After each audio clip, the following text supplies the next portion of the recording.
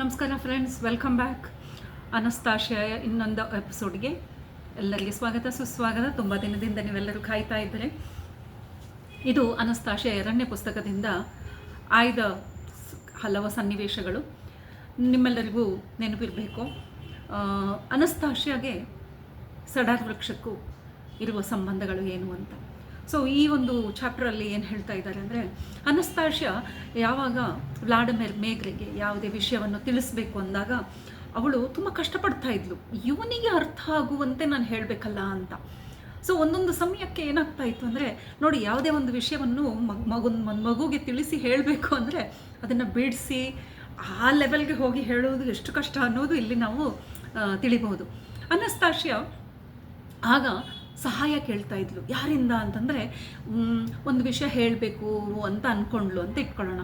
ಆಗ ವ್ಲಾಡಿಮಿರ್ನ ನೋಡುವ ಬದಲು ಅವಳು ಅಲ್ಲಿ ಹಿಂದೆ ಎಲ್ಲೋ ಇರುವ ಸಡಾರ್ ವೃಕ್ಷದ ಕಡೆಗೆ ಗಮನ ಕೊಡ್ತಾ ಇದ್ಲಂತ. ಅದನ್ನೇ ನೋಡಿಕೊಂಡು ಏನೋ ಉತ್ತರ ಪಡೆಯೋಕ್ಕೆ, ಹಾಗೆ ಇಲ್ಲ ಅಂದರೆ ಆಕಾಶನ ನೋಡಿ ಕಮ್ಯುನಿಕೇಷನ್ ಮಾಡಿ ಹೇಗಪ್ಪ ಇವನಿಗೆ ನಾನು ತಿಳಿಸಿ ಹೇಳಲಿ ಅನ್ನೋ ಒಂದು ಉದ್ದೇಶದಿಂದ ನೋಡಿದಂತೆ ಇರುವುದಂತೆ. ಬಟ್ ಆ್ಯಕ್ಚುಲಿ ಹಾಗೇ ಮಾಡೋಳಂತೆ. ಸೊ ಇದೇ ರೀತಿಯಾಗಿ ಒಂದು ದಿನ ಯಾವುದೋ ವಿಷಯವನ್ನು ಮಾತಾಡ್ತಾ ಅನಸ್ತಾಶಿಯಾ ಹಾಗೆ ತಿರುಗಿ ಆ ವೃಕ್ಷವನ್ನು ಎಷ್ಟೋ ಸಮಯ ತದೇಕ ಚಿತ್ತದಿಂದ ನೋಡ್ತಾ ಇದ್ಲಂತೆ. ನಿಧಾನವಾಗಿ ಆ ಮರವನ್ನು ಮುಟ್ಟುವುದು, ಹಾಗೆಯೇ ಏನೋ ಅವರಿಬ್ಬರಲ್ಲಿ ಒಂದು ಸಂಭಾಷಣೆ ನಡೀತಿರುವಂತೆ ವ್ಲಾಡಿಮಿರ್ಗೆ ಭಾಸವಾಗ್ತಾ ಇದೆ. ಏನೋ ಮಾತುಕತೆ ನಡೆದಿದೆ ಇವಳು ಮತ್ತು ಆ ವೃಕ್ಷದ ಮಧ್ಯದಲ್ಲಿ ಅಂತ. ಆಗಾಗ ಅವಳು ತಲೆ ಎತ್ತಿ ಮೇಲೆ ನೋಡುವಳಂತೆ. ಆ ವೃಕ್ಷ ನಮಗೆ ನೆನಪು ಇರಬೇಕು, ಸಡಾರ ವೃಕ್ಷದಲ್ಲಿ ಆಲ್ರೆಡಿ ಅದು ರಿಂಗಿಂಗ್ ಸೆಡಾರ್ಸ್, ಅದರಲ್ಲಿ ಆ ಶಬ್ದ ಬರ್ತಿರುವ ಒಂದು ವೃಕ್ಷವಾಗಿದ್ದು, ಆ ಶಬ್ದದ ಜೊತೆಗೆ ಆ ಮರದ ತುದಿಯಲ್ಲಿ ಒಂದು ಬೆಳಕು, ಹೇಗೆ ಒಂದು ರಿಂಗ್ ಲೈಟ್ ಇರುತ್ತೆ ನೋಡಿ ನಮ್ಮ ಹಾಲೋದಲ್ಲಿ, ಹಿಂದೆ ದೇವರ ಚಿತ್ರ ಬಿಡಿಸಿದಾಗ ಒಂದು ಹಾಲೋ ಇರುತ್ತಲ್ಲ, ಹಾಗೆ ಒಂದು ರಿಂಗ್ ಲೈಟ್ ಥರ ಒಂದು ಬೆಳಕು ಆ ಮರದ ತುದಿಯಲ್ಲಿರುತ್ತೆ. ಆ ಬೆಳಕು ಸಹ ಕ್ರಮೇಣ ದೊಡ್ಡ ಸಣ್ಣ ಫ್ರೀಕ್ವೆನ್ಸಿ ಹೆಚ್ಚು ಕಡಿಮೆ ಆಗುವುದನ್ನು ಗಮನಿಸ್ತಾನೆ. ಹಾಗೆಯೇ ಆ ಮರಗಳಲ್ಲಿರುವ ಎಲೆಗಳು ಕಡ್ಡಿ ಥರ ಇರುವ ಎಲೆಗಳು ಸಡಾರ್ ವೃಕ್ಷಕ್ಕೆ. ಮೊದಲನೇ ಪಾಠದಲ್ಲೇ ನಾವು ಮಾತಾಡ್ಕೊಂಡಿದ್ದೇವೆ, ಆ ಚಾಪ್ಟರಲ್ಲಿ ಇದರ ಡಿಸ್ಕಷನ್ಸ್ ಆಗಿದೆ.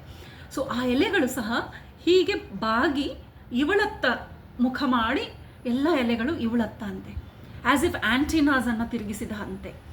ಸೊ ಇಲ್ಲಿ ಶಬ್ದಗಳ ಚಕಮಕಿ ಇಲ್ಲದ ಮಾತುಗಳು ನಡೀತಾ ಇದೆ. ಅವಳು ಮಾತಾಡ್ತಾ ಇದ್ದಾಗ ಆ ಬೆಳಕು ಇನ್ನಷ್ಟು ಬೆಳಕಾಗಿ ಇನ್ನಷ್ಟು ಜೋರಾಗಿ ಬೆಳಗ್ತಾ ಇದೆ. ಆಗಾಗ ಅನಸ್ತಾಶಿಯಾ ಕಾಲನ್ನು ಕೊಡುವಿ, ಹೇಳು ನನಗೆ, ಇವಾಗಲೇ ಹೇಳು, ಆನ್ಸರ್ ಮೀ ಅಂತ ಕೂಗ್ತಾ ಇದ್ದಾಳೆ. ಆಗಾಗ ಜೋರಾಗಿ ಹೇಳ್ತಾ ಇದ್ರೆ ಇನ್ನೊಂದ್ಸಲ ಕಾಲನ್ನು ಚಿಕ್ಕ ಮಗುತನ, ಇಲ್ಲ ನನಗೆ ಇವಾಗಲೇ ಹೇಳು ಅಂತೀವಲ್ವ, ಹಾಗೆ ಮಾಡ್ತಾ ಇದ್ದಾಳೆ. ಇದು ಇವನಿಗೆ ಏನೂ ಅರ್ಥ ಆಗಲ್ಲ ಏನು ನಡೀತಾ ಇದೆ ಅಂತ. ಆದರೆ ಆ ಬೆಳಕು ಹೆಚ್ಚಾಗುವುದನ್ನು ಕಂಡು ಮತ್ತು ಎಲೆಗಳೆಲ್ಲ ಇವಳ ಡೈರೆಕ್ಷನಲ್ಲಿ ಅವೆಲ್ಲ ತಿರುಗಿದ್ದನ್ನು ನೋಡ್ತಾನೆ. ನಿಧಾನವಾಗಿ ಆ ಬೆಳಕೇನಿದೆಯೋ ಅದು ಆ ಎಲೆಗಳ ಮುಖಾಂತರ ಒಂದು ಕಣ್ಣಿಗೆ ಕಾಣದ ಬೆಳಕು, ಅದು ಮತ್ತು ಒಂದು ಹೊಗೆಯ ಥರ ಬರ್ತಾ ಇದೆ ಅಂತೆ. ನೋಡಲಿಕ್ಕೆ ಸೂಕ್ಷ್ಮವಾಗಿ ಗಮನಿಸಿದರೆ ಮಾತ್ರ ಒಂದು ಕ್ಲೌಡ್ ಆಫ್ ಲೈಟ್ ಅಂತ ಹೇಳ್ತಾ ಇದ್ದಾಳೆ ಇಲ್ಲಿ. ಸೊ ಕ್ಲೌಡ್ ಆಫ್ ಲೈಟ್ ಇಲ್ಲಿ ಬರ್ತಾ ಇರೋದೇ ವ್ಲಾಡಿಮಿರ್ಗೆ ಗೋಚರವಾಗುತ್ತೆ. ಅದು ಮೊದಲು ಕೆಂಪು ಬಣ್ಣದಲ್ಲಿರುತ್ತೆ, ಆಮೇಲೆ ನೀಲಿ ಬಣ್ಣದ್ದು ಇವಳವರೆಗೆ ಬರುವುದನ್ನು ಕಾಣ್ತಾನೆ. ಆಗ ನೋಡ್ತಾನೆ, ಆ ಬೆಳಕು ಅವಳಿಂದ 1 ಮೀಟರ್ ದೂರದಲ್ಲಿ ಬಂದು ನಿಂತು ಹೋಗ್ತಾ ಇದೆ, ಇವಳವರೆಗೆ ಬಂದಿಲ್ಲ. ಮತ್ತೆ ಅವಳೇನೋ ಹೇಳ್ತಾಳೆ, ಮತ್ತೆ ಆ ಬೆಳಕು ಬರುತ್ತೆ. ಈಗ ಇನ್ನೊಂದಿಷ್ಟು ಹತ್ತಿರ ಬಂತು, ಇನ್ನೇನು ಅವಳಿಗೆ ಸುತ್ತಮುತ್ತ ಬರಬೇಕು ಆ ಬೆಳಕು. ಆಗ ಇವನಿಗೆ ನೆನಪಾಗುತ್ತೆ, ಓ, ಈ ಥರದ್ದು ಒಂದು ಬೆಳಕಿಂದನೇ ಅಲ್ವಾ ಇವರ ತಂದೆ ತಾಯಿ ಸಾವಾಗಿರೋದು ಅಂತ. ಇವನಿಗೆ ಭಯ ಆಗುತ್ತೆ. ಏನು ಮಾಡ್ತಾ ಇದ್ದಾಳೆ ಅನಸ್ತಾಶಿಯಾ ಇಲ್ಲಿ, ಆ ಬೆಳಕಿನ ಜೊತೆ ಆಟ ಆಡ್ತಾ ಇದ್ದಾಳೆ ಅಂತ.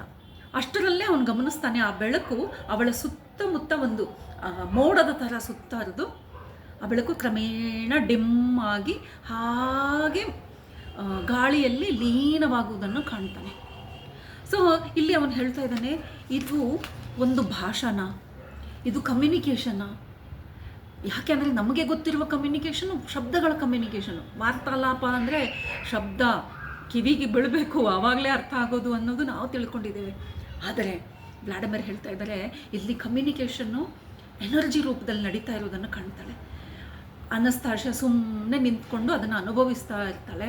ಸಡನ್ನಾಗಿ ಅವಳ ದೃಷ್ಟಿ ಇನ್ನೊಂದು ಕಡೆಗೆ ಹೋಗೋದನ್ನು ಅವನು ಗಮನಿಸ್ತಾನೆ. ಏನು ನೋಡ್ತಾ ಇದ್ದಾಳೆ ಇವಳು ಸಡನ್ನಾಗಿ ಅಂತ ನೋಡಿದರೆ ದೂರದಿಂದ ಅವರ ತಾತ ಮುತ್ತಾತ ಬರ್ತಿರೋದನ್ನು ಗಮನಿಸಿ, ಚಿಕ್ಕ ಮಗು ಏನೋ ತಪ್ಪು ಮಾಡಿದಾಗ ಯಾರಾದರೂ ಬಂದಿದ್ದು ನೋಡಿಬಿಟ್ರೆ ಹೇಗೆ ತಲೆ ತಗ್ಸ್ಕೊಂಡು ನಿಂತ್ಕೊಳ್ತಾರಲ್ವ, ಹಾಗೆ ಅನಸ್ತಾಶ್ಯ ಸುಮ್ಮನೆ ನಿಂತ್ಕೊಂಡ್ಬಿಡ್ತಾರೆ. ಮುತ್ತಾತ ಮುಂದೆ ನಡ್ಕೊಂಡು ಬರ್ತಾ ಇದ್ದಾರೆ ಅಂದರೆ ದಪ್ಪ ದಪ್ಪ ದಪ್ಪ ದಪ್ಪ ಅಂತ ಒಂದು ಕೋಲ್ ಹಿಡ್ಕೊಂಡು ಬರ್ತಾ ಇದ್ದಾರೆ. ಇವನ ಹತ್ರ ಬಂದು ಇವನನ್ನು ಒಂದು ನೋಟ ಅಷ್ಟೇ, ವ್ಲಾಡಿಮಿರ್ ಮೇಗ್ರೆ ಮೇಲೆ ಒಂದು ನೋಟ ಹಿಂಗೆ ಬೀರ್ತಾರೆ. ಹಾಯ್ ಇಲ್ಲ, ಅಲೋ ಇಲ್ಲ, ಏನೂ ಇಲ್ಲ. ಇಷ್ಟು ನೋಡಿ ಆಮೇಲೆ ಸೀದಾ ಅನಸ್ತಾಶ್ಯ ಹತ್ರ ಬರ್ತಾರೆ. ಅನಸ್ತಾಶ್ಯ ಹತ್ರ ಬಂದ್ಬಿಟ್ಟು ಸುಮ್ಮನೆ ನಿಂತ್ಕೊಂಡು ಅವಳನ್ನೇ ನೋಡ್ತಾ ಇರ್ತಾರೆ. ಅವಳು ತಲೆ ತಗ್ಸ್ಕೊಂಡು ಸ್ಟ್ರೈಟಾಗಿ ನಿಂತ್ಕೊಂಡಿರ್ತಾಳೆ ಅಂತ, ಪ್ರಿನ್ಸಿಪಲ್ ಮುಂದೆ ಸ್ಟೂಡೆಂಟ್ ನಿಂತ್ಕೊಂಡು ಹಾಗೆ ಅಂತ ನಿಂತ್ಕೊಂಡು ಸುಮ್ಮನೆ ತಲೆ ತೆಗಿಸ್ತಾ ಇರ್ತಾರೆ. ಆವಾಗ ತಾತ ಕೇಳ್ತಾರೆ, ಏನು ನಡೀತಾ ಇತ್ತು, ಏನು ಮಾಡ್ತಾ ಇದ್ದೆ ನೀನು ಅಂತ, ಹೀಗೆಲ್ಲ ಮಾಡ್ಬೋದಾ, ನೀನು ಮಾಡಿ ಸರಿನಾ ಅಂತ. ಆಗ ಅವಳು ಯಾಕೆ ಮಾಡಬಾರ್ದು, ಯಾಕಿದು ತಪ್ಪು, ಮಾಡ್ಬೋದು, ಏನಾಗಲ್ಲ ಅಂತ ಚಿಕ್ಕ ಮಗು ಥರ ಅವಳು ಹೇಳೋದನ್ನು ನೋಡ್ತಾ ಇದ್ದಾರೆ. ಇವ್ರಿಗೆ ಏನೂ ಅರ್ಥ ಆಗ್ತಾ ಇಲ್ಲ, ಏನು ಮಾತುಕತೆ ನಡೀತಾ ಇದೆ, ಇವರೇನು ನೋಡಿದ್ರು, ಅವಳೇನು ಮಾತಾಡಿದ್ಲು ಅಂತ. ಆಗ ತಾತನು ಹಿಂದಿಂದ ಬರ್ತಾರೆ. ಇವನಿಗೆ ಕೈ ಕಲ್ಕಿ ಇವನ ಜೊತೆಲಿ ನಿಂತ್ಕೊಂಡು ಅವರು ಸಹ ಇವರಿಬ್ಬರ ಮಧ್ಯದಲ್ಲಿ ನಡೀತಿರುವ ಈ ಸನ್ನಿವೇಶವನ್ನು ನೋಡ್ತಾ ಇದ್ದಾರೆ. ಆಗ ಅಲ್ಲಿ ಅನಸ್ತಾಶ್ಯ ಹೇಳುವ ಮಾತುಗಳು ತುಂಬ ಮುಖ್ಯವಾದ ಮಾತುಗಳು ಮಾಸ್ಟರ್ಸ್. ಇಲ್ಲಿ ಅವರು ಏನು ಮಾತಾಡ್ತಾ ಇದೆ, ಹೀಗೆ ಹಠ ಮಾಡಬಹುದಾ, ಅವನದು ಅಂತ ಒಂದು ನಿಯಮ ಇದೆ ಅಲ್ವಾ, ಆ ನಿಯಮವನ್ನು ನಾವೆಲ್ಲರೂ ಉಲ್ಲಂಘಿಸಬಾರ್ದಲ್ಲ, ಪಾಲಿಸಬೇಕಲ್ಲ ಅಂದಾಗ ಯಾಕೆ ಒಂಚೂರು ಅದರಲ್ಲಿ ಹೆಚ್ಚು ನಾವು ರಿಕ್ವೆಸ್ಟ್ ಮಾಡಬಾರ್ದು. ಅವನು ನಮಗಾಗಿಯೇ ಅಲ್ವಾ ಎಲ್ಲ ಹೇಳೋದು, ಅವನು ಖುಷಿ ಪಡ್ತಾನೆ ನಾವು ಕ್ವಶನ್ಸ್ ಕೇಳಿದರೆ. ಈ ಥರ ನಾವು ಅವನು ಹೇಳಿದ ರೂಲ್ಸನ್ನು ಬಿಟ್ಟು ಮತ್ತೆ ಒಂದಿಷ್ಟು ಹೆಚ್ಚಿನ ಪ್ರಶ್ನೆ ಕೇಳಿದರೆ ಇಷ್ಟಪಡ್ತಾನೆ ಅಂತ ಅವಳು ಹೇಳ್ತಾ ಇದ್ದಾಳೆ. ಇಲ್ಲಿ ಅವನು ಅಂದರೆ ಯಾರು, ಇವಳು ಮಾತಾಡಿದ್ದಾದ್ರೂ ಯಾರ ಜೊತೆಗೆ ಅಂತ ಇಲ್ಲಿ ಪದೇ ಪದೇ ವ್ಲಾಡಿಮಿರ್ ಹೇಳ್ತಾ ಇದ್ದಾರೆ. ನನಗೆ ತಿಳಿತಾನೇ ಇಲ್ಲ ಇವರ ಸಂಭಾಷಣೆ ಏನು ಅಂತ. ಆಗ ವ್ಲಾಡಿಮಿರ್ ಅನಸ್ತಾಶ್ಯ ಮತ್ತು ಅವ್ರ ಮುತ್ತಾತನ ಮಧ್ಯದಲ್ಲಿ ಮಾತುಗಳು. ತಾತ ಹೇಳ್ತಾರೆ, ನೋಡಮ್ಮ, ಅವನು ಕೆಲವು ನಿಯಮ ಮಾಡಿದ್ದಾನೆ, ಅದಕ್ಕೆ ಕಾರಣಗಳಿರುತ್ತೆ, ನಾವು ಹೀಗೆಲ್ಲ ಹಠ ಹಿಡಿಬಾರ್ದು ಅಂದ್ರೆ. ಆವಾಗ ಅನಸ್ತಾಶ್ಯ ಹೇಳ್ತಾರೆ, ನಾವು ಅವನು ಬೇರೆ ಬೇರೆ ಅಲ್ಲ ತಾತ, ನಾವೆಲ್ಲ ಈಕ್ವಲ್ಸು, ನಾವು ಬೇರೆ ಅವನು ಬೇರೆ ಅಲ್ಲ, ಅವನ ಒಂದು ಅಂಶವೇ ನಾವಾಗಿರುವಾಗ ನಾವು ಹೇಗೆ ಬೇರೆ ಆಗ್ತೀವಿ, ನಾವೆಲ್ಲ ಒಂದೇ, we are his particle, we are one small particle ಅಂತ ಹೇಳ್ತಾಳೆ. ನಾನು ಅವನ ಪಾರ್ಟಿಕಲ್ ಆದ ಕಾರಣ ನಾನು ಏನಾದರೂ ಇಚ್ಛೆ ಪಟ್ಟರೆ ಅವನು ಹೇಗೆ ಬೇಜಾರಾಗ್ತಾನೆ, ಅದು ಅವನ ಪಾರ್ಟಿಕಲ್, ಅವನಿಂದ ಇಚ್ಛೆ ಪಟ್ಟಂತೆ ಅಲ್ವಾ. ಹಾಗೆಯೇ ನಾನು ಕೇಳುವ ಪ್ರಶ್ನೆಯಿಂದ ಅವನಿಗೆ ಇನ್ನೂ ಸಹಾಯ ಆಗುತ್ತೆ, ಅವನು ಏನು ಮುಂದಕ್ಕೆ ಪ್ಲ್ಯಾನ್ ಮಾಡ್ತಾ ಇದ್ದಾನೋ ಅದಕ್ಕೆ ಸಂಬಂಧಪಟ್ಟ ಪ್ರಶ್ನೆ ನಾನು ಕೇಳ್ತಾ ಇದ್ದೀನಿ. ಆಗ ತಾತ ಹೇಳ್ತಾರೆ, ಅವನು ಯಾವ ಸಮಯದಲ್ಲಿ ಏನು ಮಾಡಬೇಕು ಅವಾಗ ಮಾಡ್ತಾನೆ, ಯಾಕೆ ನೀನು ಹೇಸನಿಂಗ್ ಅಂದರೆ ಯಾಕೆ ಇಷ್ಟು ಜಲ್ದಿ ಬೇಕು, ಇಷ್ಟು ಬೇಗ ಆಗಲಿ ಅಂತ ಆತುರ ಪಡ್ತಾ ಇದೆಯಾ ಅಂತ. ಆಗ ಅವಳು ಹೇಳ್ತಾಳೆ, ತಾತ ಆ ಸತ್ಯವನ್ನು ಅವನು ಹೇಳ್ತಾ ಇದ್ದಾನೆ, ಕೆಲವೊಬ್ಬರು ಅದನ್ನು ತಿಳ್ಕೊಳ್ತಾ ಇಲ್ಲ ತಾತ. ನಾನು ಕೇಳಿದ ಪ್ರಶ್ನೆ ಏನೂ ತಪ್ಪಿಲ್ಲ, ಆ ತಿಳ್ಕೊಳ್ಳದೆ ಇರೋರಿಗೆ ನಾನು ಯಾವ ರೀತಿ ಎಕ್ಸ್ಪ್ಲೈನ್ ಮಾಡಲಿ ಅಂತ ಕೇಳ್ಕೊಳ್ತಾ ಇದ್ದೀನಿ. ಆಗ ತಾತನಿಗೆ ಮೊದಲಿಂದನೇ ಗೊತ್ತು, ತಾತ ಮುತ್ತಾತ ಇಬ್ಬರಿಗೂ ಗೊತ್ತು ಅನಸ್ತಾಶ್ಯ ಏನು ಎತ್ತ ಅಂತ. ತಾತನಿಗೆ ಒಂಥರ ಸಡನ್ನಾಗಿ ಕಾಮ್ ಆಗಿಬಿಡ್ತಾರಂತೆ, ಮಂಡಿ ಊರಿ. ಅವಳಿಗೆ ಚಿಕ್ಕ ಮಗು ಇದ್ದಾಗಿಂದ ಆ ಥರ ಹೇಳೋದು ಒಂದು ಅಭ್ಯಾಸ ಅವ್ರಿಗೆ. ಮಂಡಿ ಊರಿ ಹಲೋ ಅನಸ್ತಾಶ್ಯ ಅಂತ ಶೇಕ್ ಹ್ಯಾಂಡ್ ಮಾಡ್ತಾರೆ. ಮತ್ತೆ ನೋಡಿ, ಮುತ್ತಾತ ಅವರು ವಯಸ್ಸು ಎಷ್ಟಾಗಿದೆ ನೋಡಿದ್ದೀವಲ್ವ, ಫಸ್ಟ್ ಚಾಪ್ಟ್ರಲ್ಲಿ ಹೇಳಿದ್ದಾರೆ, 119 ಇಯರ್ಸ್ ಅವ್ರದ್ದು, 119.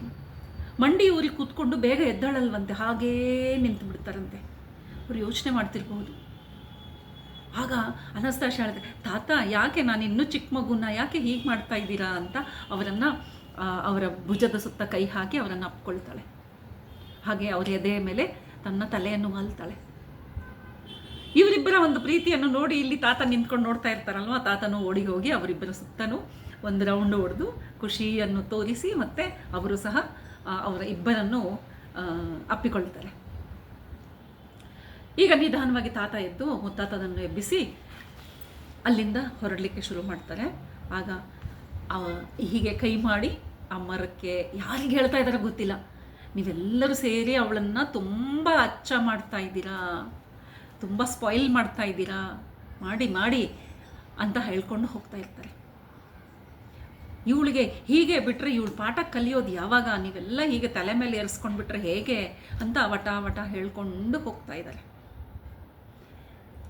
ವ್ಲಾಡಿಮಿರ್ಗೆ ಏನೂ ತಿಳಿತಾ ಇಲ್ಲ, ಯಾರ ಜೊತೆಲಿ ಮಾತಾಡ್ತಾ ಇದ್ದಾರೆ, ಯಾರು ಇವರಿಗೆ ಇಷ್ಟೊಂದು ಅಚ್ಚ ಮಾಡ್ತಾ ಇರೋದು, ಅಂದರೆ ಯಾರು ಈ ಲಾಡ್ ಮಾಡ್ತಾ ಇರೋದು, ಯಾರು ಪ್ಯಾಂಪರಿಂಗ್ ಮಾಡ್ತಾ ಇರೋದು, ಏನು ಕತೆ ಅಂತ.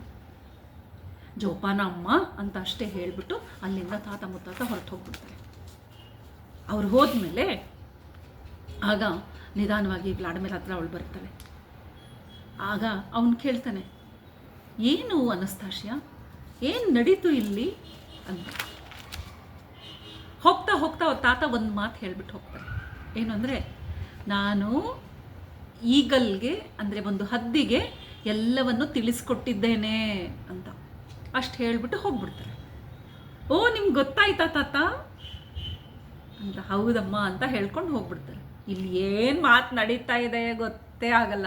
ನಿಮಗೂ ಅಷ್ಟೇ ಈ ಕತೆ ಕೇಳ್ತಾ ಇದ್ದರೆ ಏನು ಮ್ಯಾಮ್ ಹೇಳ್ತಾ ಇರೋದು ಅಂತ. ಇದರಲ್ಲಿರುವ ಸಸ್ಪೆನ್ಸನ್ನು ಹೀಗೆ ಮೇಂಟೈನ್ ಮಾಡಿಕೊಂಡೆ ನಾವು ಮುಂದುವರಿಬೇಕು ಮಾಸ್ಟರ್ಸ್. ಇಲ್ಲಾಂದರೆ ಈ ಕತೆ ಥರ ಹೇಳೋಕ್ಕೆ ನನಗೂ ಇಷ್ಟ ಇಲ್ಲ. ಇದರಲ್ಲಿ ಹೇಗೆ ಬರ್ಕೊಂಡು ಹೋಗಿದಾರೋ ಆ ಅನುಭವಗಳನ್ನು ಹಾಗೆ ನಿಮ್ಮ ಮುಂದೆ ಇಡ್ತಾ ಇದ್ದೇನೆ. ಇನ್ನು ತಾತ ಹೇಳಿ ಹೋಗಿದ್ದ ಮೇಲೆ ವ್ಲಾಡಿಮಿರ್ ಕೇಳ್ತಾರೆ, ಏನಿದು ಹದ್ದಿನ ಕತೆ, ಯಾವ ಹದ್ದು ಅಂತ.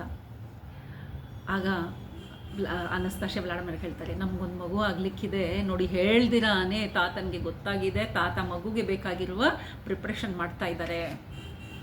ಹದ್ದು ಏನು ಪ್ರಿಪ್ರೇಷನ್ ಇಲ್ಲಿ, ಹದ್ದಿಗೆ ಆ ಮಗುಗೆ ಏನು ಸಂಬಂಧ ಅಂತ. ಹದ್ದು ಅನಸ್ತಾಶಿಯಾ ಚಿಕ್ಕವಳಿದ್ದಾಗಿನ ಹದ್ದು ಇದು. ಸೊ ಈಗ ಅದಕ್ಕೂ ತುಂಬ ವಯಸ್ಸಾಗಿದೆ. ಹದ್ದಿಗೆ ತುಂಬ 100 years ಅಂತೂ ಇರಲ್ವಲ್ಲ. ಸೊ ಈ ಸಮಯಕ್ಕೆ ಆಲ್ರೆಡಿ ಅದು ತುಂಬ ವಯಸ್ಸಾಗಿದೆ. ಆದರೂ ಅದರಲ್ಲಿರುವ ಒಂದು ಬಲ ಏನಿದೆಯೋ ಅದನ್ನು ನಾವು ಮುಂಬರುವ ಚಾಪ್ಟರ್ಸಲ್ಲಿ ನೋಡೋಣ.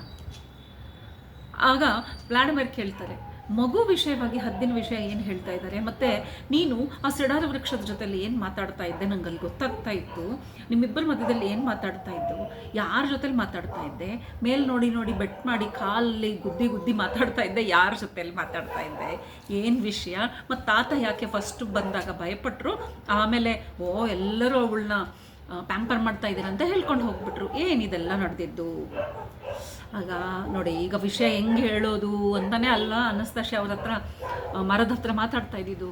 ಸೊ ಫಸ್ಟು ವ್ಲಾಡಿಮಿರ್ಗೆ ಕೇಳ್ತಾರೆ, ಇವಾಗ ನನಗೆ ಒಂದು ಮಾತು ಹೇಳು, ನಿನಗೆ ಗೊತ್ತಿರಬೇಕು ಏನು ಅಂದರೆ, ನಮ್ಮ ಸುತ್ತಮುತ್ತ ಒಂದು ಎನರ್ಜಿ ಇದೆ, ಒಂದು ಇಂಟೆಲಿಜೆನ್ಸ್ ಇದೆ, ಒಂದು ಮೈಂಡ್ ಇದೆ, ಒಂದು ಲೈಟ್ ಇದೆ, ಒಂದು ವ್ಯಾಕ್ಯೂಮ್ ಇದೆ, ಒಂದು ಪೂರ್ಣತ್ವ ಇದೆ. ಈಗ ಅದಕ್ಕೆ ಯಾವ ಹೆಸರಿಂದ ನಿನಗೆ ನಾನು ಪರಿಚಯಿಸಿ ಆ ವಿಷಯವಾಗಿ ಚರ್ಚೆ ಮಾಡಲಿ, ಯಾವ ಪದ ಬಳಸಿದರೆ ನಿನಗೆ ಕಂಫರ್ಟೇಬಲ್ ಆಗಿರ್ತೀಯ ಅಂದರೆ ಗಾಡ್ ಅಂತ ಹೇಳ್ತಾನೆ ಅವನು, ದೇವರು ಅಂತ ಹೇಳಿಬಿಟ್ಟು ನನಗೆ ತಿಳಿಸು ಅಂತ. ಸರಿ, ಈಗ ನೀನು ಯಾರನ್ನ ದೇವರು ಅಂತ ತಿಳ್ಕೊಳ್ತಾ ಇದೆಯೋ, ಏನು ದೇವರ ಜೊತೆಲಿ ಮಾತಾಡಿದೀಯಾ ನೀನು ಅಂತ ಕೇಳ್ತಾನೆ ವ್ಲಾಡಿಮಿರ್. ಮಾತಾಡೋದೇನಿದೆ, ಅವನ್ನೇ ಇರುವುದು ಇಲ್ಲಿ, ಅವನ ಒಂದು ಅಂಶ ನಾವು. ಹಾಗಿದ್ರೆ ನೀನು ಮಾತಾಡಿದೀಯಾ ಅಂದರೆ ನೀನೇನೋ ಪ್ರಶ್ನೆ ಕೇಳಿದೀಯ, ಅದಕ್ಕೆ ಅವನು ಜವಾಬು ಕೊಟ್ಟನಾ, ಅವನ ಕಂಠ ಹೇಗಿರುತ್ತೆ, ಯಾವ ಭಾಷೆಯಲ್ಲಿ ಮಾತಾಡ್ತಾನೆ ಅಂತ ಕೇಳ್ತಾನೆ ವ್ಲಾಡಿಮಿರ್. ಅನಸ್ತಾಶಿಯಾ ಹೇಳ್ತಾಳೆ, ನೋಡಿ ಅಂದರೆ ಕಮ್ಯುನಿಕೇಷನ್ ಮಾಡಬೇಕು ಅಂತಂದರೆ ಪದಗಳ ಅವಶ್ಯಕತೆ ಇಲ್ಲ. ವ್ಲಾಡಿಮಿರ್ ಹೇಳ್ತಾರೆ, ಪದಗಳ ಬಳಸಿದ್ರೇ ಅರ್ಥ ಆಗದೆ ಇರೋ ವಿಷಯಗಳು, ನೀನು ಪದಗಳು ಇಲ್ಲದೇನೆ ಏನು ಮಾತಾಡಿದೆ ಅಮ್ಮ ನೀನು ಅಂತ. ಅವಳು ಹೇಳ್ತಾಳೆ, ಅದಕ್ಕೆ ಅಲ್ವಾ ಈ ಜಾತಿ ಅನ್ನುವ ಹೆಸರಲ್ಲಿ ನಾವು ಇಷ್ಟೊಂದು ವಿಚಾರಗಳನ್ನು ತಿಳಿಲಿಕ್ಕೆ ಪ್ರಯತ್ನ ಪಡ್ತಾ ಇದ್ದೇವೆ, ಪುಸ್ತಕಗಳನ್ನು ಓದ್ತಾ ಇದ್ದೇವೆ. ಇದು ಪದಗಳಲ್ಲಿ ತಿಳಿಯುವ ವಿಷಯಗಳಲ್ಲ. ದೇವರು ನಮಗೆ ತಿಳಿಸ್ಲಿಕ್ಕೆ ಹೇಳಿದ ಎಷ್ಟೋ ವಿಷಯಗಳು ನಾವು ಪದಗಳ ಬಳಕೆ ಇಲ್ಲದೇ ಅವನ ಮಾತುಗಳನ್ನು ಅರ್ಥ ಮಾಡ್ಕೊಳ್ಬೋದು ಅಂತ. ವ್ಲಾಡಿಮಿರ್ ಹೇಳ್ತಾನೆ, ಹಾಗೇನಿಲ್ಲ, ಬುಕ್ಸ್ನಲ್ಲಿ ಸಹ ಯಾವ ಪುಸ್ತಕಗಳು ಅಂತ ನೀನು ಹೇಳ್ತಾ ಇದೆಯೋ ಅದು ಬೈಬಲೇ ಆಗಿರಲಿ ಮತ್ತು ಯಾವುದೇ ವೇದ ಪುರಾಣಗಳೇ ಆಗಿರಲಿ, ಅವನು ಹೇಳಿದ ಮಾತುಗಳೇ ಅಲ್ವಾ ಅಂತ. ಆಗ ಅನಸ್ತಾಶಿಯಾ ಹೇಳ್ತಾಳೆ, ಅವನು ಹೇಳಿದ ಮಾತುಗಳು ಅಲ್ಲ, ಯಾರು ಅವನ ಮಾತುಗಳನ್ನು ಅರ್ಥ ಮಾಡ್ಕೊಂಡಿದ್ದಾರೋ ಅವನು ಅರ್ಥ ಮಾಡಿಕೊಂಡಂತೆ ಅವನು ಬರೆದಿದ್ದಾನೆ. ಅದು ಆ್ಯಸ್ ಇಟ್ ಈಸ್ ದೇವರು ಹೇಳಿದ ಮಾತುಗಳು ಅಲ್ಲ. ವಾಟ್ ದೇ ಆರ್ ಥಿಂಕಿಂಗ್ ಅಂತ ಹೇಳ್ತಾಳೆ. ವಾಟ್ ದೇ ಆರ್ ಥಿಂಕಿಂಗ್ ಅದು ಅಲ್ಲಿ ಬರೆದಿದ್ದಾರೆ. ಯಾವುದನ್ನು ಕೇಳಿಸಿಕೊಂಡು ಅದನ್ನು ಯಾವುದನ್ನು ಅವರು ಅಂದ್ಕೊಂಡ್ರೋ ಆ ಥಾಟ್ನ ಅವರು ಪುಸ್ತಕದಲ್ಲಿ ಬರೆದಿದ್ದಾರೆ. ಹಾಗಿದ್ರೆ ನೀನು ಇವಾಗ ಯಾವ ಪ್ರಯತ್ನ ಮಾಡ್ತಾ ಇದೆಯಾ? ದೇವರ ಜೊತೆಲಿ ಮಾತಾಡಿ ಹಠ ಮಾಡಿ ಏನು ಕೈ ಗುದ್ತಾ ಇದ್ದೆ, ಜೋರಾಗಿ ಕಿರ್ಚ್ಕೊತಾ ಇದ್ದೆ, ಏನು ಕತೆ ಅಂತ ಹೇಳಿದಾಗ ತುಂಬ ಬ್ಯೂಟಿಫುಲ್ಲಾಗಿ ಮಾಸ್ಟರ್ಸ್ ಈ ಚಾಪ್ಟರ್ ನಿಜವಾಗ್ಲೂ ನಾನು ಒಂದು 10 ಪೇಜನ್ನು ನಾನು 10 ನಿಮಿಷದಲ್ಲಿ ಹೇಳೋಕ್ಕೆ ತುಂಬಾ ಕಷ್ಟನೇ. ಒಂದು ದೇವರ ಜೊತೆಯಲ್ಲಿ, ಒಂದು ಕ್ರಿಯೇಟರ್ ಜೊತೆಯಲ್ಲಿ ನಮ್ಮ ಸಂಬಂಧ ಏನು, ಅವನು ನಮ್ಮಿಂದ ಏನನ್ನು ಅಪೇಕ್ಷಿಸ್ತಾನೆ ಅಂದರೆ ಮನುಷ್ಯನಿಂದ, ಮತ್ತು ನಾವು ಮಾಡಬೇಕಾದದ್ದು ಏನು ಅಂತ ತಿಳಿಲಿಕ್ಕೆ ತುಂಬಾ ಬ್ಯೂಟಿಫುಲ್ಲಾಗಿ ಸ್ಲೋಲಿ ಈ ಸ್ಟೋರಿ ಹೋಗುತ್ತೆ. ಸೊ ಇಂಪಾರ್ಟೆಂಟ್ ಪಾಯಿಂಟ್ ನಾನು ಇಲ್ಲಿ ಹೇಳಿಬಿಡ್ತೇನೆ. ಅವಳು ಹೇಳ್ತಾಳೆ ನೋಡಿ, ದೇವರು ನಮಗೆ ತಿಳಿಸ್ಲಿಕ್ಕೆ ಪ್ರಯತ್ನ ಪಟ್ಟಾಗ, ನಾನು ಅದನ್ನು ತಿಳಿದೇ ಹೋದಾಗ ಅವನಿಗೆ ಬೇಜಾರಾಗತ್ತಾ ಅಂತ ಕೇಳ್ತಾನೆ. ಬೇಜಾರಾಗಲ್ಲ, ಟೈಮ್ ಕೊಡ್ತಾನೆ. ನಾವೇನು ಅಂದ್ಕೊಳ್ತೀವಿ, ಯಾರಿಗಾದರೂ ನಾನು ತಿಳಿಸಿ ಹೇಳಿದ ಮೇಲೆ ಅವ್ನಿಗೆ ಅರ್ಥ ಆಗಲಿಲ್ಲ ಅಂದರೆ ನಾನು ಇನ್ನೂ ಚೆನ್ನಾಗಿ ಹೇಳಿ ಅರ್ಥೈಸಲಿಕ್ಕೆ ಪ್ರಯತ್ನ ಮಾಡ್ತೀವಿ. ಇದು ಮನುಷ್ಯನ ಗುಣ. ಆದರೆ ದೇವರು ಹಾಗೆ ಮಾಡಲ್ಲ. ಹಿ ವಿಲ್ ಒಂದು ಸಲ ಹೇಳ್ತಾನೆ ಆ್ಯಂಡ್ ದೆನ್ ಬಿಟ್ಬಿಡ್ತಾನೆ. ನಿನಗೆ ಸಮಯ ಬಂದಾಗ ಅದು ಅರ್ಥ ಆಗುತ್ತೆ. ಸೊ ಹಿ ವಿಲ್ ವೇಟ್ ಅಂತ ಹೇಳ್ತಾಳೆ. ನಿಮಗೆ ಚಾಯ್ಸ್ ಇದೆ, ನೀನು ಅರ್ಥ ಮಾಡ್ಕೊಳ್ತೀಯಾ ಇಲ್ವಾ? ಬಿಕಾಸ್ ಎಕ್ಸ್ಪ್ಲೇನ್ ಮಾಡುವಾಗ ಕೂತ್ಕೊಂಡು ವಿಚಾರ ಮಾಡಬೇಕಾಗತ್ತೆ. ವಿಚಾರ ಮಾಡಲಿಲ್ಲ ಅಂದರೆ ಅವನಿಗೆ ಅರ್ಥ ಆಗಲ್ಲ. ಹೇಗೆ ಕ್ಲಾಸ್ ರೂಮ್ನಲ್ಲಿ ಟೀಚರ್ ಹೇಳ್ಕೊಡುವಾಗ ಒಂದು ವೇಳೆ ಸ್ಟೂಡೆಂಟ್ ಗಮನ ಕೊಟ್ಟು ಕೇಳಿಸ್ಕೊಳ್ಳೋಕ್ಕೆ ಬೇಜಾರಾಗಿ ಗಮನ ಕೊಡದೆ ಹೋದರೆ ಅವನಿಗೆ ಅರ್ಥ ಆಗಲ್ಲ. ಹಾಗೆಯೇ ನಮ್ಮ ಈ ಪುಸ್ತಕಗಳಿಂದ ಎಷ್ಟೋ ಅಷ್ಟು ತಿಳಿಸ್ಲಿಕ್ಕೆ ಪ್ರಯತ್ನ ಮಾಡ್ತಾ ಇದ್ದಾರೆ, ಆದರೆ ನಾವು ಅದನ್ನು ಪೂರ್ಣ ರೂಪದಲ್ಲಿ ತಿಳಿಲಿಕ್ಕೆ ಸಾಧ್ಯವಾಗ್ತಾ ಇಲ್ಲ. ಆಗಾಗ ಅವನು ತನ್ನ ಮಕ್ಕಳನ್ನು ಕಳಿಸ್ತಾ ಇದ್ದಾನೆ. ಇಲ್ಲಿ ಗಾಡ್ಸ್ ಚಿಲ್ಡ್ರನ್ ಅಂತ ಹೇಳ್ತಾರೆ. ಯಾರು ಸ್ಪಿರಿಚುವಲಿ ತುಂಬ ಎನರ್ಜೆಟಿಕ್ ಆಗಿರ್ತಾರೋ, ಯಾರಿಗೆ ತುಂಬ ಚೆನ್ನಾಗಿ ಅರ್ಥ ಆಗಿರುತ್ತೋ ಆ ಮಕ್ಕಳನ್ನು ಕಳಿಸ್ತಾರೆ. ಆ ಮಕ್ಕಳನ್ನು ಕಳಿಸಿದಾಗಲೂ ಜಸ್ಟ್ ಲೈಕ್ ಜೀಸಸ್ ಕ್ರೈಸ್ಟ್, ಆ ಮಕ್ಕಳನ್ನು ಕಳಿಸಿದಾಗಲೂ ಮನುಷ್ಯರು ಅವನ ಮಾತನ್ನು ಕೇಳಿಸ್ಕೊಳ್ದೆ. ಯಾಕಂದರೆ ದೇವರು ಹೇಳಿದ ಭಾಷೆ ನಿನಗೆ ಅರ್ಥ ಆಗ್ತಾ ಇಲ್ಲ, ಸರಿ ನಿನ್ನ ಭಾಷೆಯಲ್ಲಿ ಮಾತಾಡುವ ನನ್ನ ಮಗನನ್ನು ಕಳಿಸ್ತೇನೆ ಅಂತ ದೇವರು ಕಳಿಸ್ಕೊಟ್ರೆ, ನೀವು ಅವನನ್ನು ಕೊಂದು ಹಾಕಿದಾಗ ಆಗ ದೇವರು ಏನು ಮಾಡ್ತಾನೆ? ದೇವರು ನೀವು ಹೇಗೆ ಬೆಳೆಯಬೇಕು, ನಿಮ್ಮ ಪ್ರೋಗ್ರೆಸ್ ಹೇಗೆ ಆಗಬೇಕು, ನೀವು ಅದನ್ನು ವಯೋಲೇಟ್ ಮಾಡಿದಾಗೆ ಅದಕ್ಕೆ ವಿರೋಧಿಸಿದಂತ ಆಗುತ್ತೆ. ಅವನ ಪ್ಲ್ಯಾನನ್ನು ನೀವು ವಿರೋಧಿಸಿದಂತಾಗುತ್ತೆ. ಅವನ ಪ್ಲ್ಯಾನ್ ಏನಿದೆ? ನೀವು ಆನಂದದಿಂದ ಜೀವಿಸಬೇಕನ್ನೋದೇ. ಆದರೆ ಅವಳು ಹೇಳ್ತಿರುವಂತೆ ವ್ಲಾಡಿಮಿರ್ ಹೇಳ್ತಾರೆ, ಹಾಗಿದ್ರೆ ದೇವರು ಅದಕ್ಕೆ ನಾವು ಶಿಕ್ಷೆ ಕೊಡುವುದು, ಇಷ್ಟೆಲ್ಲ ನಾವು ರೂಲ್ಸ್ ಬ್ರೇಕ್ ಮಾಡ್ತಾ ಇದ್ದೀವಿ, ನಾವು ಆನಂದವಾಗಿ ಇರಲಿಕ್ಕೆ ನಾವೇ ಬಿಡ್ತಾ ಇಲ್ಲ, ನಾವೇ ಅದಕ್ಕೆ ಅಡ್ಡಿ ಮಾಡ್ತಾ ಇದ್ದೀವಿ. ಬಿಕಾಸ್ ದೇವರು ಪನಿಷ್ ಮಾಡಲ್ಲ. God is love. ಅವನು ಪನಿಷ್ ಮಾಡಲ್ಲ. ಅವನ ಪ್ಲ್ಯಾನೇ ಅದಿದೆ. ನೀವೆಲ್ಲ ಹೀಗೆಲ್ಲ ಮಾಡ್ತಾ ಇರ್ತೀರಾ, ನಾನು ಆಗಾಗ ಬಂದು ನಿಮಗೆ ತಿಳಿ ಹೇಳಬೇಕು ಅಂತ. ಸರಿ, ಹಾಗಾದರೆ ಯಾಕೆ ನೀನು ಹಠ ಮಾಡ್ತಾ ಇದ್ದೆ ಅಲ್ಲಿ ಅಂತ ಕೇಳಿದಾಗ, ಈ ತಿಳಿ ಹೇಳುವುದರ ಮಧ್ಯದಲ್ಲಿ ಗ್ಯಾಪ್ ಏನು ಬರ್ತಾ ಇದೆ ನೋಡಿ, ಆ ಗ್ಯಾಪ್ಗಳಲ್ಲೇ ನರಕ ಇರುವುದು. ನೀನು ಆ ನರಕದಲ್ಲಿ ಬೀಳದಂತೆ ಅವನು ಪ್ರಯತ್ನ ಮಾಡ್ತಾ ಇರ್ತಾನೆ.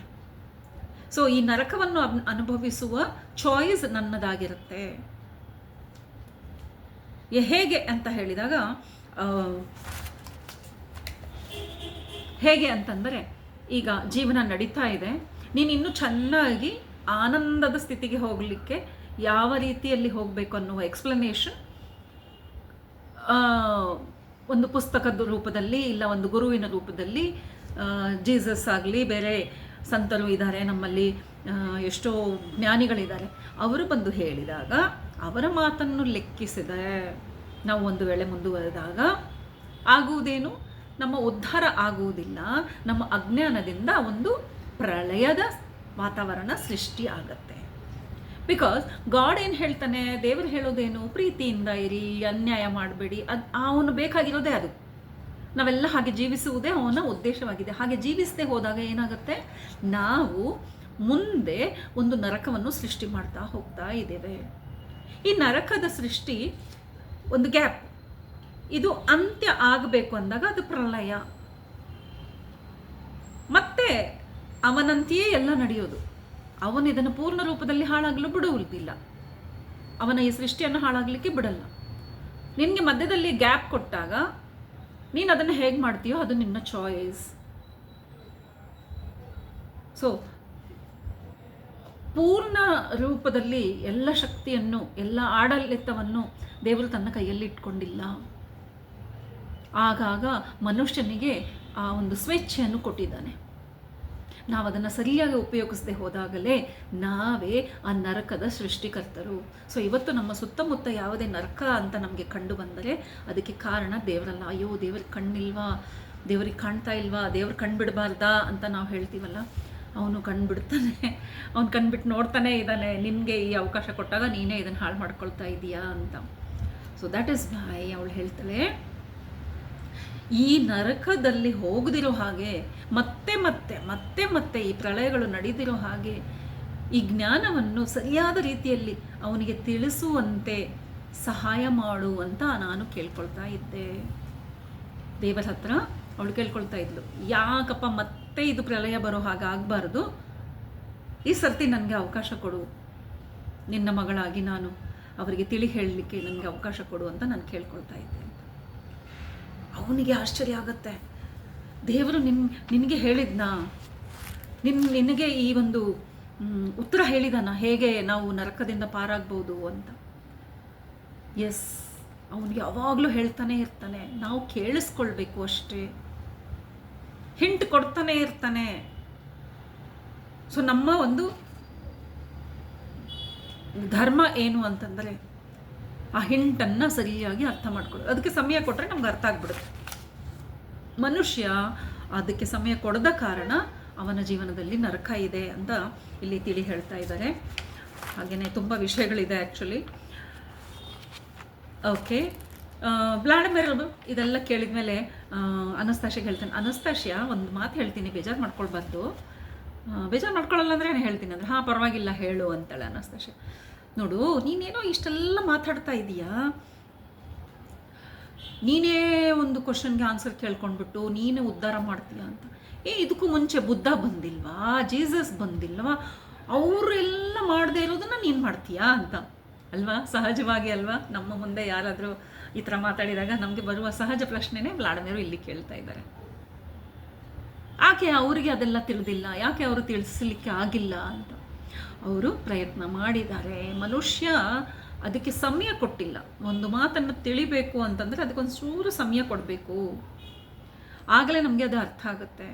ಹೀಗಾಗಿ ಈ ಪುಸ್ತಕಗಳ ಬಗ್ಗೆನೂ ತುಂಬ ಚೆನ್ನಾಗಿ ಬರೆದಿದ್ದಾರೆ. ಗ್ರಂಥಗಳೇನಿರುತ್ತೋ, ಒಂದು ಗ್ರಂಥವನ್ನು ಇಟ್ಟು ಪೂಜೆ ಮಾಡಿದರೆ ನಮಗೆ ಜ್ಞಾನ ಬರಲ್ಲ. ಒಂದು ಗ್ರಂಥವನ್ನು ಒಂದು ಸಲ ಓದಿದರೂ ನಮಗೆ ಅದರ ಜ್ಞಾನ ಸಿಕ್ಕಲ್ಲ. ಅದರ ಜೊತೆಯಲ್ಲಿ ಸಮಯ ಕೊಡಬೇಕು. We have to live with the teachings of the book. Bhagavad Gita ಇಟ್ಬಿಟ್ಟು ಅದಕ್ಕೆ ಆರತಿ ಮಾಡಿದರೆ ನಮಗೆ ಭಗವದ್ಗೀತೆಯ ಸಾರ ತಿಳಿಲಿಕ್ಕೆ ಸಾಧ್ಯ ಇಲ್ಲ. ಸಾರವನ್ನು ತಿಳಿಬೇಕಾದರೆ ಅದಕ್ಕೆ ಸಮಯ ಕೊಡಬೇಕು. ಹಾಗೆಯೇ ಸತ್ಯವನ್ನು ತಿಳಿಲಿಕ್ಕೆ ನಾವು ಆ ಸತ್ಯವನ್ನು ತಿಳಿಯುವುದಕ್ಕಾಗಿ ಸ್ವಲ್ಪ ಸಮಯವನ್ನು ಕೊಡಬೇಕು ಅಂತ ಹೇಳ್ತಾ ಇದ್ದಾರೆ. ಹಾಗೆಯೇ ಇಷ್ಟೆಲ್ಲ ಮಾತುಗಳನ್ನು ನೀನು ಹೇಗೆ ತಿಳ್ಕೊಂಡೆ, ಹೇಗೆ ನಿನಗೆ ಒಂದು ರೇ ಆಫ್ ಲೈಟ್ ಇದೆ, ಅದೆಲ್ಲ ಹೇಳ್ತಾ ಇದ್ದೆ, ಇಷ್ಟೊಂದು ಜ್ಞಾನ ನಿನಗೆ ಎಲ್ಲಿಂದ ಬಂತು, ಯಾವಾಗಿಂದ ಬಂತು ಅಂತ ಹೇಳಿದಾಗ ಆಗ ಅವಳು ಹೇಳ್ತಾಳೆ, ನಾನು 6 ವರ್ಷದವಳಿದ್ದಾಗಲೇ ನನ್ನ ತಾತ ನನಗಿದೆಲ್ಲ ಕಲಿಸ್ಕೊಟ್ಟಿದ್ದಾರೆ, ನನಗೆ ಆವಾಗಲಿಂದ ಎಲ್ಲವೂ ತಿಳಿಯುತ್ತೆ. ಸೊ ಈವನ್ ಅವಳು ತನ್ನ ಎಷ್ಟೋ ದೂರದಲ್ಲಿ ಇರುವವರಿಗೆ ಟ್ರೀಟ್ ಮಾಡುವುದು, ಅಂದರೆ ಹೀಲಿಂಗ್ ಮಾಡುವುದು, ಅದನ್ನೆಲ್ಲ ಅವಳು ಮಾಡ್ತಾ ಇದ್ಲು. ಅದೆಲ್ಲ ಹೇಗೆ ಸಾಧ್ಯ ಆಯಿತು ಅಂದರೆ ಇದು ಶಕ್ತಿ, ಈ ಶಕ್ತಿ ಎಲ್ಲರಲ್ಲೂ ಇದೆ. ನಾವು ಆ ರೇ ಆಫ್ ಲೈಟನ್ನು ಬೆಳೆಸ್ಕೊಳ್ಬೇಕು. ನಮ್ಮ ಆ ಒಂದು ನಿಜ ತತ್ವವನ್ನು ನಾವು ತಿಳಿಯಬೇಕು. ಸೊ ಇಲ್ಲಿ ಈ ವಿಷಯನ ಇಲ್ಲಿಗೆ ಮುಕ್ತಾಯಗೊಳಿಸೋಣ. ಸೊ ಈ ವಿಷಯಗಳ ಚರ್ಚೆ ಯಾಕೆ ನಡೀತಾ ಇದೆ ಅಂತಂದರೆ, ಪ್ರತಿ ಕ್ಷಣ ನಾವು ಆ ನರಕದ ಸ್ಥಿತಿಯಿಂದ ಪಾರಾಗಲು, ಸ್ವಯಂ ಪಾರಾಗಲು ಮತ್ತು ಭೂಮಿಯ ಮೇಲೆ, ಬಿಕಾಸ್ ಇದು ಒಬ್ಬರದ್ದಲ್ಲವಲ್ಲ ಅನುಭವ, ಮಿಕ್ಕವರಿಗೂ ನಾವು ಈ ಜ್ಞಾನವನ್ನು ತಿಳಿಸಿಕೊಡುವಂಥವರಾಗಬೇಕು ಅನ್ನೋದೇ ಒಂದು ಉದ್ದೇಶವಾಗಿದೆ ಅಂತ ಅನಸ್ತಾಶಿಯಾ ಹೇಳ್ತಾ ಇದ್ದಾಳೆ. ಈ ಚಾಪ್ಟರ್ ಹೆಸರು ದ ಆನ್ಸರ್ ಅಂತ. ನಮ್ಮ ಪ್ರಶ್ನೆಗಳಿಗೆ ಇಲ್ಲಿ ಅಡಗಿದೆ ಉತ್ತರ. ಯಾರಿಗೆ ಈ ಥರದ ಪ್ರಶ್ನೆ ಕಾಡ್ತಾ ಇರುತ್ತೋ ಪ್ಲೀಸ್ ಈ ಚಾಪ್ಟರನ್ನು ಓದಿ ತಿಳ್ಕೊಳ್ಳಿ. ಸೊ ಮುಂದಿನ ಕಥೆಯನ್ನು ಮುಂದಿನ ಎಪಿಸೋಡಲ್ಲಿ ನೋಡೋಣ ಮಾಸ್ಟರ್ಸ್. ತಪ್ಪದೆ ಈ ಚಾನಲನ್ನು ಲೈಕ್ ಮಾಡಿ, ಹಾಗೆಯೇ ಸಬ್ಸ್ಕ್ರೈಬ್ ಮಾಡಿಕೊಂಡ್ರೆ ನಿಮ್ಮ ಮುಂದಿನ ಎಪಿಸೋಡ್ಸು ಕಂಟಿನ್ಯೂಸ್ ಆಗಿ ನಿಮಗೆ ಸಿಕ್ಕುತ್ತೆ ನೋಡಲಿಕ್ಕೆ. ಹಾಗೆಯೇ ಮೊದಲಿನ ವೀಡಿಯೋಗಳನ್ನು ಸಹ ನಾನು ಟ್ಯಾಗ್ ಮಾಡ್ತೇನೆ, ಡಿಸ್ಕ್ರಿಪ್ಷನ್ನಲ್ಲಿ ಅದರ ಲಿಂಕನ್ನು ಶೇರ್ ಮಾಡ್ತೇನೆ. ಹಳೆಯ ವಿಡಿಯೋಗಳನ್ನು ನೋಡಿ ಈ ಕಥೆಯ ಮೊದಲಿನ ಭಾಗಗಳನ್ನು ತಿಳ್ಕೊಳ್ಳೋಣ. ಈಗ ನಾವು 2ನೇ ಪುಸ್ತಕ ಓದ್ತಾ ಇದ್ದೇವೆ. ಹೀಗೆ 9 ಪುಸ್ತಕಗಳಿದೆ. So be with me, will carry on. Thank you very much. ಇಷ್ಟೊಂದು ನನಗೆ ಪ್ರೀತಿ ತೋರಿಸಿದ್ದಕ್ಕಾಗಿ ಧನ್ಯವಾದಗಳು. ನಮಸ್ತೆ.